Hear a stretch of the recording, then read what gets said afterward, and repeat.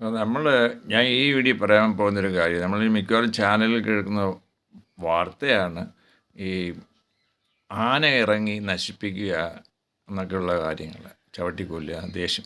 ഈ ആന കാട്ടിൽ നിന്ന് വരാനുള്ള കാരണം എന്താണെന്ന് ആദ്യം നിങ്ങൾ കണ്ടുപിടിക്കാം. കളക്ടേഴ്സ് ആയാലും ആരായാലും അതിന് കാട്ടിനകത്ത് ആഹാരം കിട്ടുന്നില്ല, അതുകൊണ്ടാണ്. കാര്യം ഈ തെങ്ങൊക്കെ വളർന്ന് പൊങ്ങിക്കഴിഞ്ഞാൽ അതിന് ഓലയൊന്നും കിട്ടത്തില്ല, തേങ്ങയും കിട്ടത്തില്ല.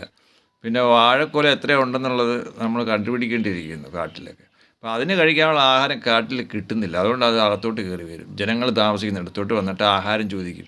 ആ ചിഹ്നം വിളിക്കുന്നത് ആഹാരത്തിനുള്ള വിളിയാണ് വിളിക്കുന്നത്, ആഹാരം കൊടുക്കണമെന്നും പറഞ്ഞ്.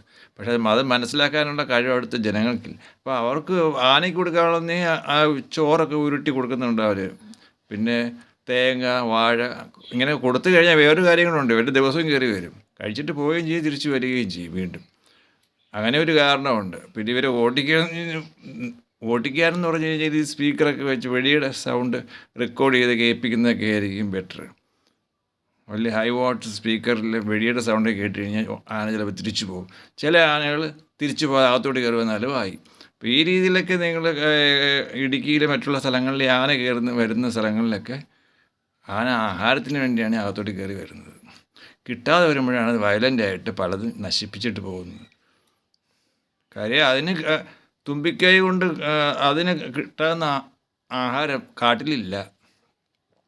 തെങ്ങൊക്കെ 5 അടി വരെയുള്ള തെങ്ങിൻ്റെ ഓലയൊക്കെ അത് വലിച്ചെടുക്കാൻ പറ്റും, 5 10 പോലും പറ്റത്തില്ല. അപ്പോൾ അതിന് മുകളിൽ തെങ്ങൊക്കെ വളർന്നു കഴിഞ്ഞാൽ പിന്നെ എങ്ങനെ ഓല കിട്ടുന്നത്? അതിൻ്റെ മെയിൻ ആഹാരം ഇതൊക്കെ ഓലയും തേങ്ങയും പഴവും ഒക്കെയാണ്. അപ്പോൾ ഇതൊന്നും കിട്ടാത്തതുകൊണ്ടാണ് അകത്തോട്ട് കയറി വരികയും ജനങ്ങളുടെ കൃഷി നശിപ്പിക്കുകയും ജനങ്ങളെ ചവിട്ടിക്കൊല്ലുകയൊക്കെ ദേഷ്യം കൊണ്ട് ചെയ്യുന്നതാണ്.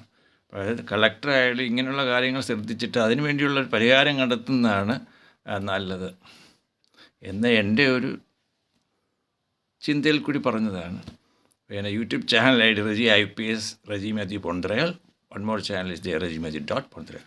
1600 കൂടുതൽ വീഡിയോസ് ഉണ്ട്, 1000 കൂടുതൽ സോങ്സ് ഉണ്ട്. ഞാൻ എഴുതിയ പാട്ടുകൾ ഞാൻ തന്നെ കമ്പോസ് ചെയ്ത് പാടി BGM ഒക്കെ കൊടുത്തതാണ്. Complete ownership belongs to me for entire more than 1,000 songs. Owned by Reggie Matthew 55 1972 Pontarel. Thank you for watching.